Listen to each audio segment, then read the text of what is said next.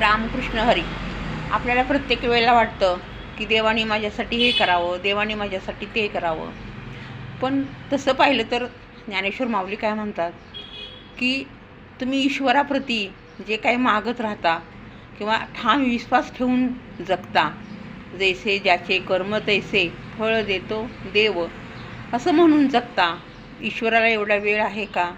ईश्वर तुमचं चांगलं वाईट करायला बसलेला आहे का?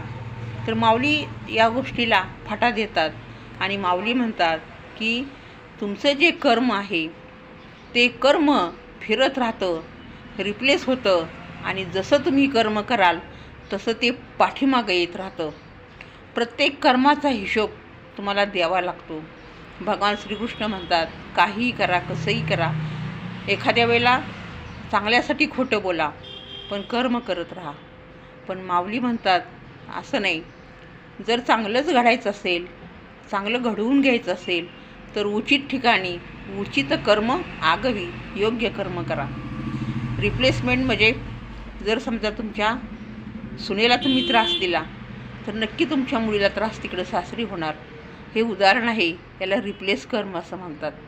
म्हणून माऊली सांगतात की हे कर्माचं चक्र सांभाळता आलं, ह्या चक्राला जर मन ताब्यात ठेवून, इंद्रिय ताब्यात ठेवून, कुणाचंही वाईट न करता आपलं कर्म जे वाटून दिलेलं आहे, जे ज्याच्यासाठी आपल्याला परमेश्वरानं हा जन्म दिलेला आहे, तो जन्म आपण सार्थकी लावला, कुणाचं वाईट चिंतन केलं नाही, कुणासाठी वाईट काटेकुटे पसरले नाहीत, तर नक्की आपल्याला आपलं उचित कर्म योग्य ठिकाणी घेऊन जातं आणि त्याचा मोबदला आपल्याला क्षणाक्षणाला ते परत देत जातं.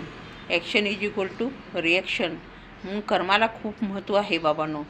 कर्म जे जे आपण करत राहू, रस्त्यानं एखादा लोखंडाचा तुकडा पडला, आपण तो उचलून ठेवतो, बाजूला करतो. कदाचित त्यावरून एखादी गाडी गेली, गाडीवाला पडला, त्याचा जीवसुद्धा जाऊ शकतो. तो सुद्धा पुढं होणारा अपघात आपण टाळलेला असतो. एखाद्याला दिलेलं मोठं जीवदान हे सुद्धा आपल्यासाठी एक कर्म असतं आणि त्याचं उचित फळ आपल्या नावावरती पडलं जातं.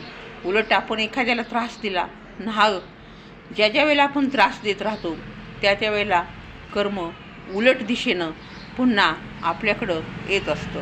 म्हणून कर्म करताना नीट विचार करावा आणि कर्म कुणाला चुकत नाही आणि कर्माचा हिशोब असा आहे, जसं दिलं तसं घेतलं. ह्या हातानं द्यायचं आणि ह्या हातानं घ्यायचं. म्हणून माऊली म्हणतात उचित कर्म आगवी, योग्य ठिकाणी योग्य कर्म करा, योग्य फळ भेटल्याशिवाय राहणार